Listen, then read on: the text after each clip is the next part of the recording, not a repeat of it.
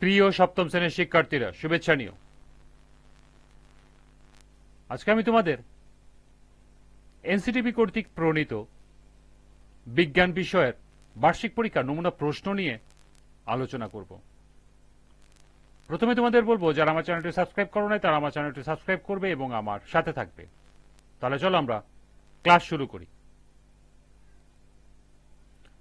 গত ক্লাসে নৈবিত্তিক 25 নম্বর নমুনা প্রশ্ন নিয়ে আলোচনা করেছি। আজকে রচনামূলক 75 নম্বরের নমুনা প্রশ্ন নিয়ে আলোচনা করব। প্রথমেই সংক্ষিপ্ত উত্তর প্রশ্ন 10টি, প্রতিটি প্রশ্নের মান 2 করে। প্রথম প্রশ্ন, জীববৈচিত্র্যের উদ্ভবের জৈবিক কারণ ব্যাখ্যা করো। 2, পরজীবী বলতে কি বোঝায় ব্যাখ্যা করো। 3, তরল পদার্থে কিভাবে তাপ সঞ্চালিত হয় বর্ণনা করো। 4, শক্তির নিত্যতা ব্যাখ্যা করো। 5, 10 নিউটন বল প্রয়োগ করে কোনো বস্তুর সরণ 5 মিটার হলে কাজের পরিমাণ কত। 6, টেকটনিক প্লেট কি বর্ণনা করো। 7, আগ্নেয়গিরির অগ্ন্যুৎপাতে নির্গত শিলার বর্ণনা করো। 8, অর্ধপরিবাহী কি উদাহরণ দাও।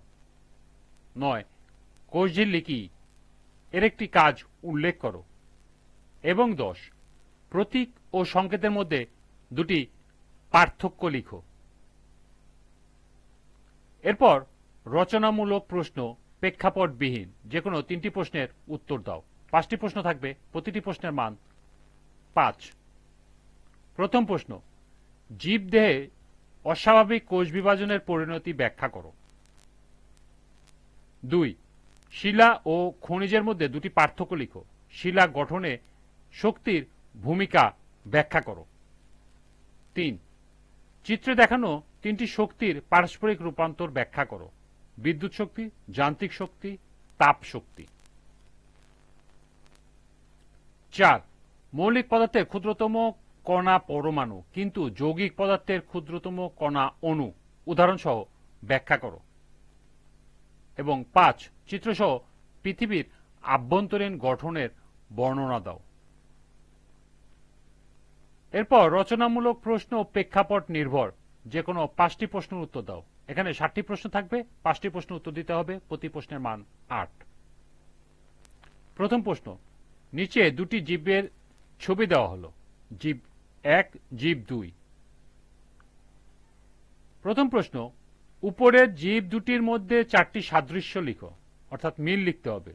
দ্বিতীয়টি হলো, জীব 1 কোন কোন দিক থেকে জীব 2 থেকে ভিন্ন উল্লেখ করো। 2 নম্বর প্রশ্ন, সুমনের মা রান্নাঘরে ভুলবশত তেলের পাত্রে পানি মিশ্রণ করে ফেলে। সপ্তম শ্রেণী পড়ুয়া ছেলে সুমন তেলের অপচয় রোধ করার জন্য মিশ্রণ থেকে তেল আলাদা করার উদ্যোগ নেয়। ক, সুমন কোন পদ্ধতিতে তেল আলাদা করতে পারে বর্ণনা করো। খ, চিত্র অঙ্কন করে সুমনের আলাদা করার প্রক্রিয়াটি ব্যাখ্যা করো। 3 নম্বর, চিত্রে একটি জীবাশ্ম এবং পৃথিবীর মানচিত্র দেখানো হলো। মানচিত্রে ডট চিহ্ন দিয়ে পৃথিবীর বিভিন্ন দেশে প্রাপ্ত জীবাশ্ম বোঝানো হয়েছে। ক, জীবাশ্ম কি, উক্ত জীবাশ্মটির গঠন প্রক্রিয়া বর্ণনা করো। খ, বাংলাদেশে উক্ত জীবাশ্মটি পাওয়ার সম্ভাবনা যুক্তিসহ উপস্থাপন করো। 4, নিচের প্রেক্ষাপট অবলম্বনে ক ও খ প্রশ্নের উত্তর দাও। প্রশ্ন ক, উপরের প্রদর্শিত জীবটি কোষীয় গঠন ব্যাখ্যা করো। খ, একটি ছত্রাকের ছবি আঁকো, তোমার অঙ্কিত ছত্রাকের সাথে উপরের জীবটির দুটি পার্থক্য লিখো।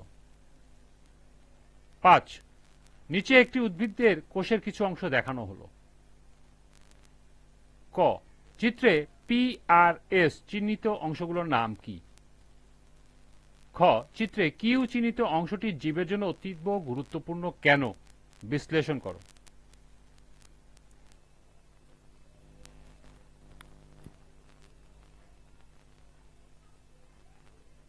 এরপর 6 নাম্বার, বাংলাদেশের সবচেয়ে সমৃদ্ধ জীববৈচিত্র্যপূর্ণ অঞ্চল হচ্ছে সুন্দরবন।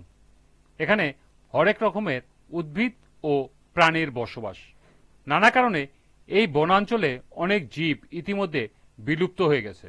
যারা বেঁচে আছে তারাও টিকে থাকার ঝুঁকিতে রয়েছে। কিন্তু এই জীব বৈচিত্র্যকে আমাদের টিকিয়ে রাখতে হলে সুন্দরবনের এই অবস্থায় নিচের বিষয়গুলোর মাধ্যমে চিত্রিত করা যায়। প্রথমে আছে সুন্দরবনে জীববৈচিত্র্য গঠনের ভৌগোলিক কারণ, জীববৈচিত্র্যের জীবকুল, জীববৈচিত্র্যের ঝুঁকি, ঝুঁকি নিরসনের বা ঝুঁকি দূরীকরণের উপায়।